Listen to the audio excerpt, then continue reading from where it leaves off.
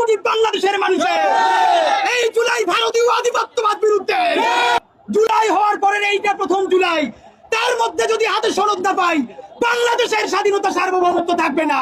মনে রাখবেন, সংখ্যাগরিষ্ঠতার জোরে যদি আবার ফ্যাসিবাদের মতো এই বিপুল গণভোটে হার জয়যুক্ত হওয়ার পরে জুলাইয়ের রক্তের সাথে বেইমানি করে জুলাই সনদের ভিত্তিতে নতুন বাংলাদেশে বিদ্যমান রাষ্ট্র সংস্কার করে নতুন রাষ্ট্রের কাঠামো তৈরি করা না হয়, আরেকটি জুলাইয়ের তৈরি হবে কিন্তু বলে না। এটা জুলাই যোদ্ধাদের প্রতি প্রতারণা, বিশ্বাসঘাতকতার সামিল। মনে রাখতে হবে, এই জাতির স্লোগান চলেছিল we want justice.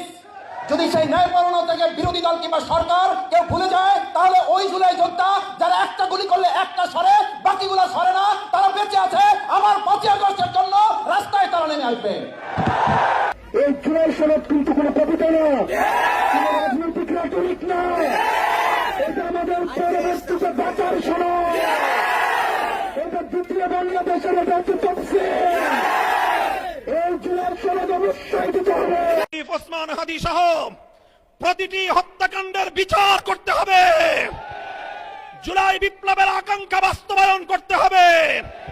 July spirit থেকে যদি এক চুল পরিমাণ বাংলাদেশকে বিচ্যুত করার ষড়যন্ত্র করা হয়, জুলাই যোদ্ধারা আবার মাঠে নামবে, আবার মাঠে নামবে, আবার মাঠে নামবে ইনশাআল্লাহ।